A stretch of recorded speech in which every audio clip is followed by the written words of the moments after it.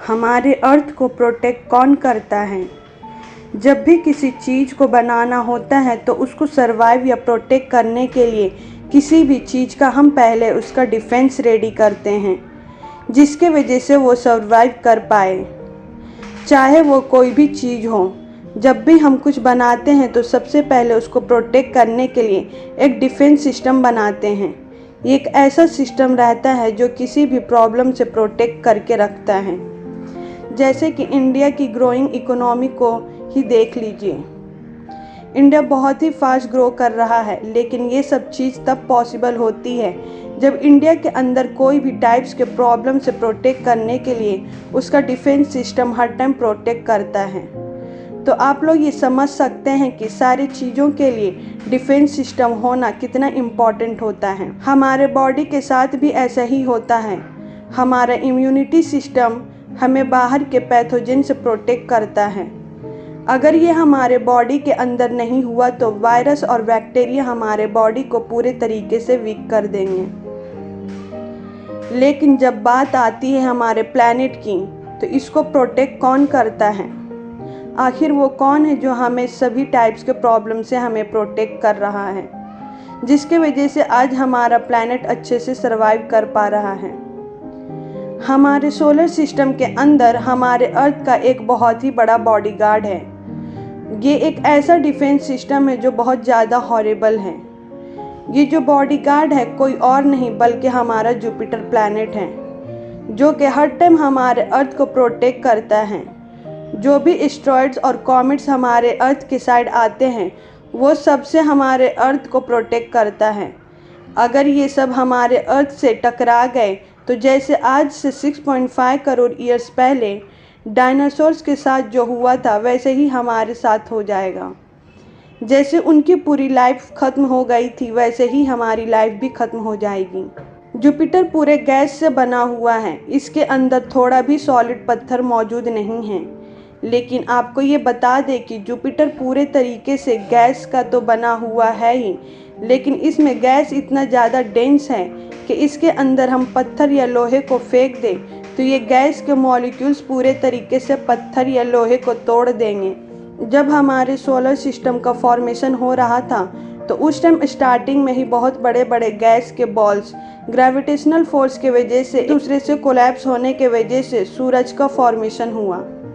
इसके बाद गैस के जायंट मतलब के बड़े बड़े गैस के प्लैनेट्स का फॉर्मेशन हुआ। इनमें सबसे पहले जुपिटर का ही फॉर्मेशन हुआ था। जब जुपिटर का फॉर्मेशन हुआ था तो उस टाइम 90% हाइड्रोजन था और 10% हीलियम था, और आज भी इसका कॉम्पोजिशन सेम वैसे ही है जैसे पहले था। लेकिन प्रॉब्लम ये हो गई कि अगर जुपिटर का मास थोड़ा ज़्यादा और बड़ा हो जाता तो एक स्टार बन जाता। ऐसे होने पे इसके अंदर न्यूक्लियस फ्यूज़न रिलीज करना स्टार्ट हो जाता।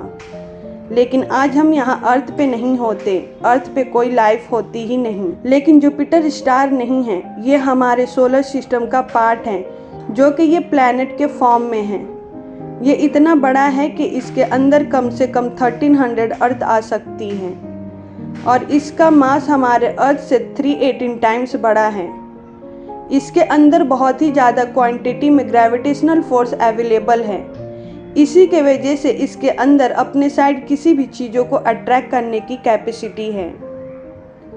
हमारे सोलर सिस्टम में सूरज के इन ऑर्डर में सबसे पहले सैटर्न, इसके बाद वीनस, इसके बाद हमारा अर्थ है, फिर हमारे अर्थ के बाद मार्स प्लैनेट, इसके बाद एस्टेरॉयड बेल्ट, फिर इसके बाद आता है बड़े बड़े गैस के प्लैनेट्स जैसे कि जुपिटर, इसके बाद यूरेनस, इसके बाद नेपच्यून, प्लूटो, और इसके बाद स्टार्ट हो जाता है कुइपर बेल्ट, जहाँ पे बड़े बड़े पत्थर सूरज के चारों तरफ चक्कर लगाते रहते हैं।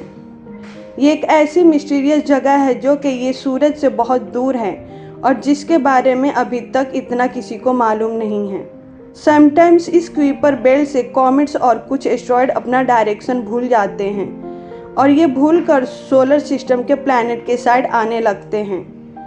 जब ये एस्टेरॉयड किसी भी प्लैनेट के साइड बढ़ते हैं तो ये प्लैनेट से समटाइम्स टकरा जाते हैं, और जिस प्लैनेट से ये टकरा जाते हैं वहाँ बहुत ज़्यादा डिस्ट्रक्शन हो जाता है। जैसे कि आज से 6.5 करोड़ ईयर्स पहले हमारे अर्थ पे एस्ट्रॉयड के टकराने के वजह से ही डायनासोर्स हमारे अर्थ से ख़त्म हो गए थे। लेकिन सबसे अच्छी बात यह है कि जब ये सॉलिड पत्थर वाले प्लैनेट की साइड बढ़ता है तो इससे पहले इन पत्थरों को गैस प्लैनेट से होकर क्रॉस करना पड़ता है। जब ये जुपिटर के पास आते हैं तो इसकी ग्रेविटेशनल फोर्स के वजह से जो भी स्पेस में इसके आसपास पत्थर यहाँ वहाँ घूम रहे होते हैं वो सारे इसके अंदर चले जाते हैं। इसकी ग्रेविटेशनल फोर्स के वजह से इसके अंदर ही सारे चले जाते हैं। अगर कभी ऐसा हो गया कि जुपिटर के स्कोप से क्रॉस ना करते हुए हमारे अर्थ के साइड बढ़ जाए तो इसके वजह से हमारे अर्थ पे बहुत बड़ी तबाही हो सकती है। जब भी किसी भी एस्ट्रॉयड या कॉमेट्स को इन बड़े बड़े पत्थरों को हमारे अर्थ पे अटैक करना हो तो उन्हें पहले जुपिटर को फेस करना पड़ेगा। तो जुपिटर ही हमारे अर्थ को ये सबसे प्रोटेक्ट करता है। तो हमारा अर्थ का बॉडीगार्ड जुपिटर हुआ। दोस्तों, आपको ये वीडियो अच्छा लगे तो प्लीज़ लाइक और सब्सक्राइब ज़रूर कर दीजिएगा।